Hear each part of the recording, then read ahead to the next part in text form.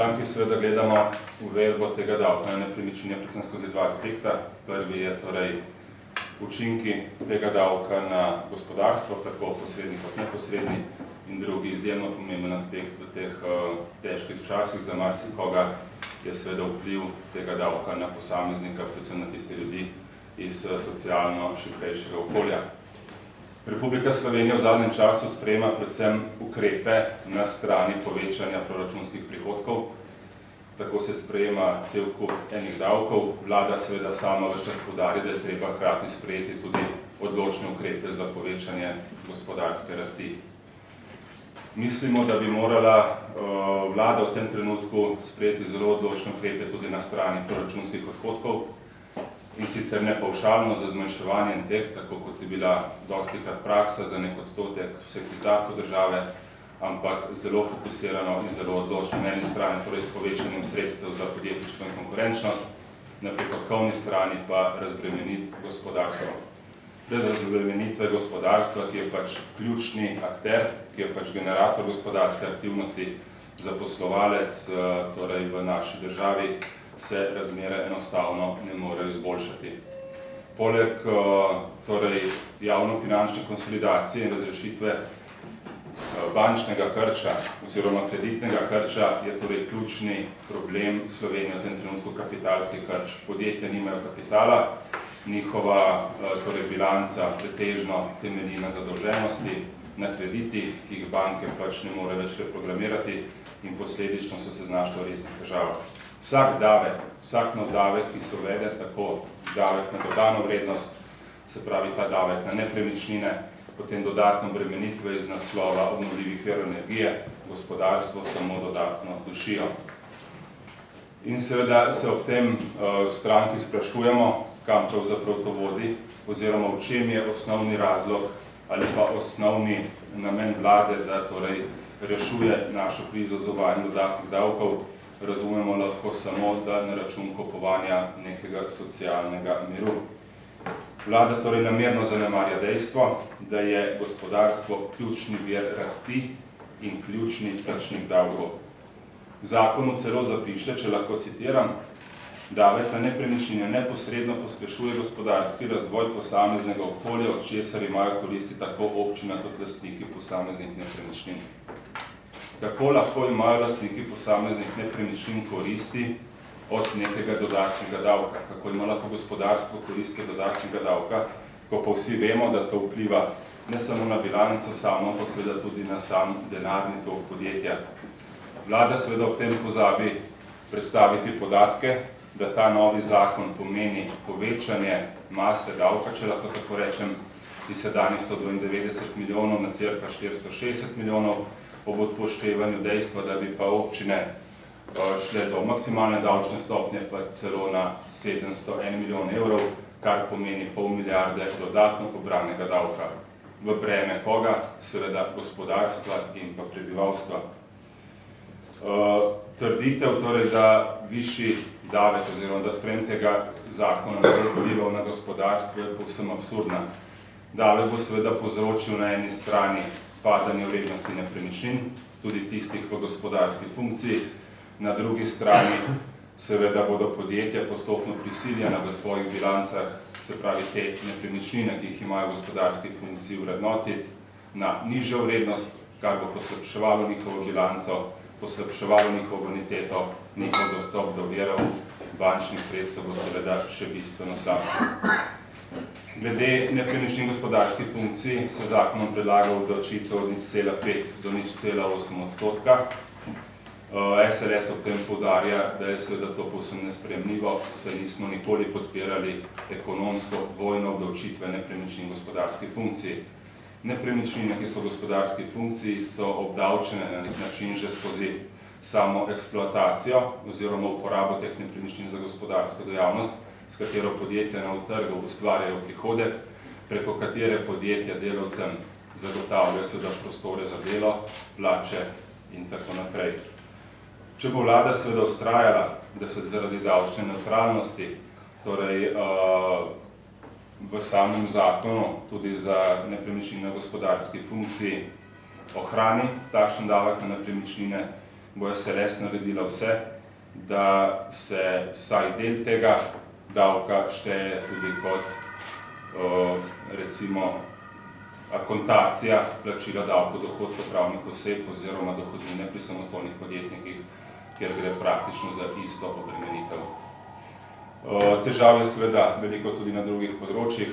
Naj omenim samo eno, vprašanje davčne osnove. Lahko bi na široko razlagali, kako je bil popis leta 2006 natančno narejen, kako točni so torej ocenjene vrednosti, tržne vrednosti nepremičnin, posplošene v registru nepremičnin, pravilne ali ne. Lahko pa spomnimo seveda samo na primer nekaj znanih črnograditeljev, kjer je bilo evidentno, da so nepremičnine, ki so po podatkih GURS-a vredne zgolj nekaj evrov, v resnici gradovi vredni kar nekaj 10 ali 100 tisoč evrov. Kako se stanje na nepremičninskem trgu spreminja od leta 2006, ali so te številke sploh realne ali niso, je seveda veliko vprašanje in tudi zaradi tega bi morali k sprejemu tega zakona pristopiti postopno, predvsem pa pametno in ne na račun dodatno obremenitve gospodarstva in prebivalstva v tem trenutku. Hvala lepa. Podpredsedniku Janezu Tomšiču. Še nekaj konkretnih vsebinskih pripomb bo predstavil tudi predsednik Slovenske ljudske stranke, gospod Kazbor. Lep pozdrav tudi v mojem imenu. Podaril bi nekaj segmentov, za katere mislim, da je nujno potrebno opozoriti v času dajanja teh pripomb in tudi resnično pričakujemo od vlade oziroma ministra za finance, da bodo v veliki meri tudi upoštevane pri pripravi novega dokumenta, kajti prepričan smo, da zakon takšen, kot je vreden, da damo na njega pripombe, nikakor pa ni primer za to, da bi šel naprej v obravnavo. Želim opozoriti na to, kaj so praktični primeri, ki pokažejo in temeljijo na osnovi simulacij, ki so jih izdelali na Ministrstvu za finance, kjer se zelo jasno vidi, koga želi država na novo obdavčiti oziroma kje se vidijo te možnosti oziroma priložnosti za krpanje proračunske luknje. Prvi problem je to, da govorimo o davku na nepremičnine, ki je povsod po Evropi v teh demokratičnih državah davek lokalne skupnosti in je namenjen predvsem politikam občine na področju stanovanjskih politik, gospodarskih politik, politik privlačnosti občine, konec konca tudi konkurenčnosti posameznih okolij med sabo.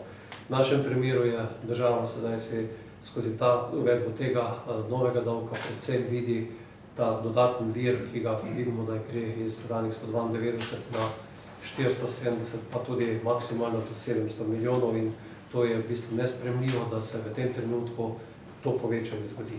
Med občinami je zelo zanimivo, ko smo naredili skupine občin in pa pričakovanje pri povečanih. In to se zelo jasno vidi, da se pri urbanih občinah, Celje, Koper, Maribor, Ljubljana, Murska Sobota, Nova Gorica, Novo mesto, Postojna, Velenje, Jesenice, Kranj, ta povečanja gibljejo od tega, da se v Velenju celo po tej simulaciji zmanjša za 22% in da se tam do 100%, v Kranju 234 ali poprečno okoli 80% povečanja davka v urbanih središčih.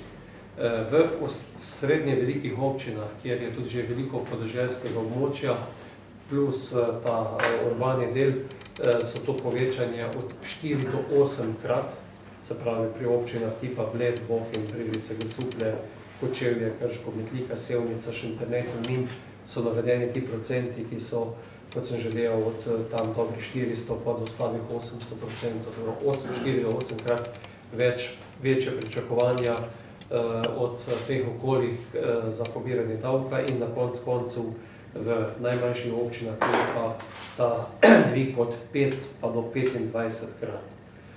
Iz tega zelo jasno, da po našem globokem prepričanju vlada očitno oziroma Ministrstvo za finance ne pozna teh okolij in če kdo misli, da so ta ruralna okolja sposobna toliko večjega davčnega primeža, se temeljito moti. Če bi bilo res tako, potem to ne bi bila okolja, kjer se permanentno zmanjšuje gospodarska aktivnost, kjer se tudi število prebivalstva zmanjšuje, povečuje pa se ravno v tistih preomenjenih urbanih okoljih. Tako da mislimo, da je tudi iz tega vidika povsem napačen pristop pri tem davku in nesorazmerno obremenjuje ljudi, ki so v preteklosti si določene nepremičnine ustvarili, hkrati pa na tem območju povsem na novo obdavčuje tudi kmetijsko dejavnost.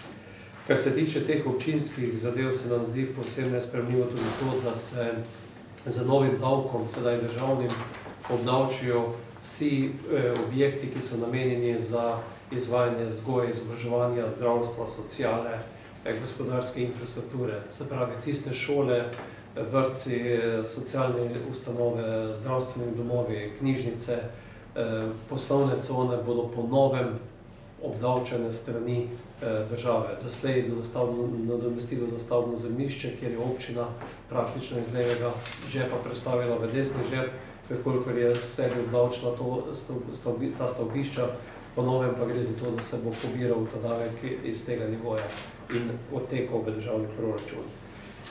Nova kategorija, ki mislimo, da je povsem nesprejemljiva, so kulturni spomeniki, bodisi da gre to spomenike, ki so v lasti občin, v lasti države, zaradi mene ali pa tudi posameznikov oziroma sakralni objekti, kajti povsem nesprejemljivo je, da se sedaj, ko vsi dobro vemo, da država, ki je dosti več kot to, da nek objekt proglasi za kulturni spomenik, za njega ne naredi v nadaljevanju, da je v bistvu obnova odvisna od lastnikov, bodisi so to posamezniki, občine pri sakralnih objektih, več ali manj farane tistih župnij in to, da se sedaj za to pojavijo nove obdavčitve, povsem nesprejemljivo. Tako kot je na primer občina, ki gradi poslovne cone, pa bo sedaj imela na novo državni davek za to, ker pač spodbuja to gospodarsko rast. Področje kmetijstva je tisto področje, ki je tudi povsem na novo obdavčen. Doslej je potencialni prihodek ugotovljen s katastarskim dohodkom. Ta katastarski dohodek je tako osnova za dohodnino, kakor tudi za celo vrsto ostalih ukrepov. Po novem pa se sedaj uvaja ta nov davek po stopnji 0,5%, tako za kmetijska zemljišča, gozdove, objekte, ki so namenjeni upravljanju kmetijske dejavnosti in tu so enormna pričakovanja, nivo tam slabih 100 milijonov evrov, kjer pričakujejo, da bo kmetijstvo plačalo teh novih davkov. Gre za približno desetino vsega prihodka, ki ga slovensko kmetijstvo v celoti ustvari in mislim, da so ta pričakovanja povsem nerealna in zato tudi nasprotujemo temu davku. Mislimo, da to dejansko resnično pokažemo potem, oziroma vlada želi pokazati, koliko resnično misli in želi imeti povečano samooskrbo v slovenskem kmetijskem prostoru, kajti prepričan sem, da te desetine, nove desetine, nihče ne more in slovensko kmetijstvo ne more prinesti. Zagotovo je to velika bojazen tudi, da bi te odločitve na trgu z nepremičninami povzročile to, da bi se povečala ponudba. Sam že vem to, ko sem opravljal funkcijo ministra za kmetijstvo, smo se temeljito ubadali s tem, kaj se nam dogaja predvsem na avstrijski meji, kjer je ta ponudba precej večja, kot je lahko bil na primer sklad, tisti, ki bi kaj odkupil. Tudi posamezniki so kapitalsko podhranjeni in zato je zagotovo realna posledica in zelo hitro se bo zgodilo najprej zaraščanje, potem prodaja, večja ponudba in pa tudi zagotovo na predvsem obmejnih območjih precej tega nakupa strani tudi kapitalsko močnejših sosedov preko meje in to mislim, da ne bi smel biti cilj Republike Slovenije in da gremo s tem v povsem napačno smer. Pri vseh teh davkih oziroma pri tem predlogu je tudi predvidena ta tako imenovana možnost konverzije davčnega dolga v lastništvo, se pravi pritisk na posameznike, da vekolikor se ne morejo odreči teh socialnih transferov in tega, da enostavno to svoje premoženje prepuščajo občinam. Podobno kot pri kmetijskih zemljiščih, vidimo, da bo problem tako v gospodarstvu, kakor tudi sicer v tej socialno šibkejši populaciji in da bo to pomenil velik problem tudi v tem, da bo cela vrsta teh nepremičnin na prodaj. Tu mislim, da je tudi nek poizkus, kjer se poskuša prikazati, da je to poseg tudi na trg, stanovanjski trg, kjer vemo, da je precej te nepremičnine v lasti podjetij v stečaju, v lasti bank, ki ne spremenijo v bilancah vrednosti teh objektov, vendar mi smo trdno prepričani, da bi se morali tega problema lotiti selektivno, lotiti na nivoju teh podjetij, stečajnih postopkov, postopkov sanacije bank, nikakor pa ne morejo biti, ne rečem, slikovito ista zdravila, uspešna tudi za podeželje in pa za neke zapuščene domačije na podeželju, od katerih se pričakuje, da bo zdaj za nekajkratno obdavčitvijo, potem pa tam se zgodil nek najem. Mislimo, da je priložnost, da bi v tem davku poiskali neke možnosti za kakšno dodatno obdavčitev za neizkoriščena stavbna zemljišča, neobdelana, tudi prazno stanovanje, vendar pa nikakor ne v teh razmerih in pa v teh povečanjih, kot so tu predvidena. Tako da naš kolega iz Prlekije, ki je tudi pregledoval te davke in se je slikovito izrazil, da pri njih izhaja njihova razlaga beseda davek, da izhaja iz besede daviti in resnično je se izrazil, da kolikor vlada nadaljuje s tem davkom, bo dobesedno zadavila slovenski prostor, predvsem pa slovensko podeželje, ki to, kot smo videli iz tega, prevzema dosti večje breme teh povečanj tega davka.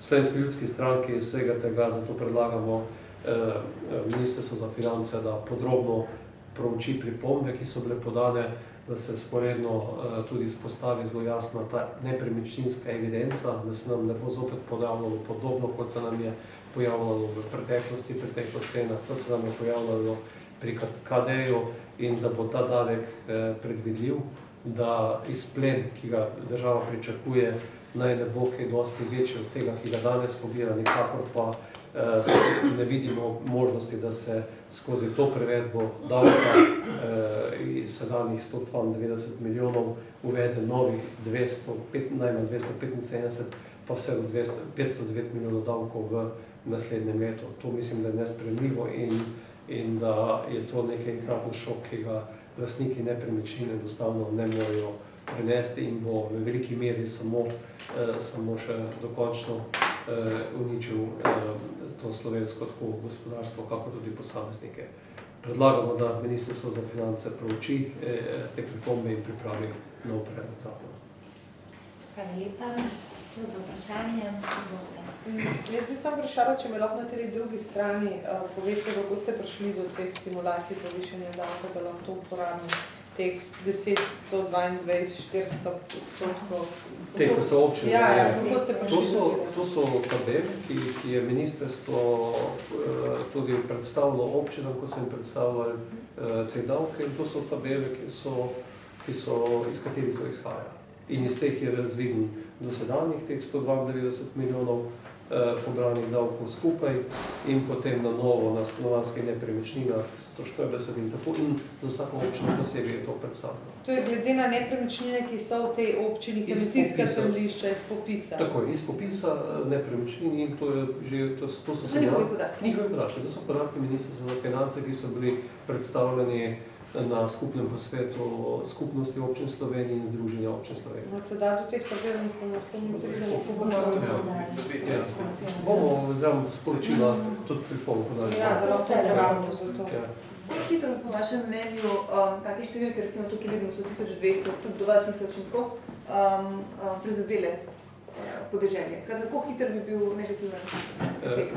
Poglejte, gre za v takih številkah, recimo samo za ljudi, ki so lastniki kmetijskih zemljišč, gozdov, potem stanovanjskega objekta, običajno tudi neki gospodarski postopek. To gre za enormne skoke, se pravi 2 do 3-kratno povečanje sedanjega nadomestila vrednosti za stanovanjski objekt in povsem nova obdavčitev kmetijskih zemljišč. Mi smo to simulacijo naredili recimo za 10.000 evrov, če vreden hektar zemljišče, novih 50 evrov tega davka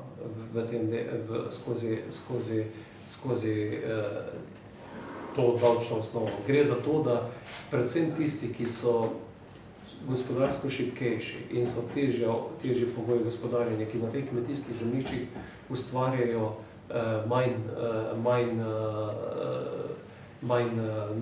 dodane vrednosti, bodo imeli zelo hitro velike probleme s plačevanjem tega in jaz sem trdno prepričan, da se bodo ta zemljišča relativno hitro pojavljala kot zemljišča na prodaj in bo ta trg povsem propadal. Začunom bo lahko mimo grede za 10 hektarov veliko kmetijo, če je to po teh ocenah tam za 500 evrov na letnem nivoju za kmetijska zemljišča. Zagotovo je vrednost teh hlevov, silosov in podobnih zadev. Mimo grede tudi 100 000 evrov ocenjena, je to novih 500 evrov pa stanovanjski objekt, kar pomeni, da je to dajato tam od 1000 do 1500 evrov za eno takšno manjšo kmetijo, pa manjšo 10 hektarsko, malo več kot povprečna slovenska kmetija. Kako bi pa vi reševali primanjkljaj v državni blagajni? Predsednica vlade je včeraj na tiskovni konferenci po 100 dneh vlade dejala, višanje davkov je edino, kar nam še preostane, če ne želimo vzeti ljudem neke socialne države. Se vam zdi krizni davek mogoče boljši? Glede, najprej, kaj mi pričakujemo in v čem smo tudi videli in dali roko sodelovanja premijerki. Da naredimo to, kar smo v program stabilnosti zapisali, da pogledamo prihodkovno in odhodkovno stran, sledimo temu, kar smo zapisali in poslali v Bruselj, da bomo 2/3 tega primanjkljaja oziroma razkoraka v višini 1 milijarde naredili na odhodkovni strani in 1/3 na novih davkih. In v tem delu samo za primerjavo, recimo ta zelo opevano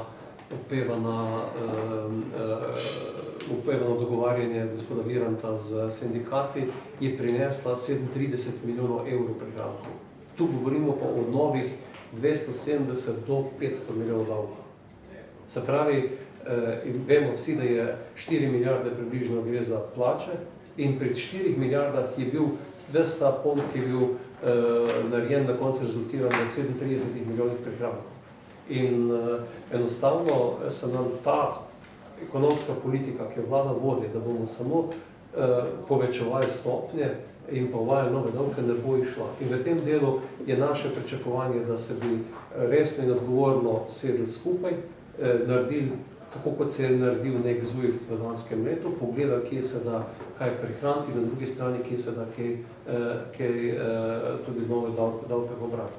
Bo potrebno na obeh stranih iti, vendar vlada doslej skozi ta dogovor, podpis tega dogovora, v katerem se je zavezala, da ne bo posegala več v ta upravičenja do konca naslednjega leta, je zdaj zelo jasno, kakšna je njena pot. Njena pot je po novem DDV-ju, sedaj nepremičninski davek in po tej logiki, ki jo očitno ta vlada edino premore, še nov krizni davek skozi davek na prijetke.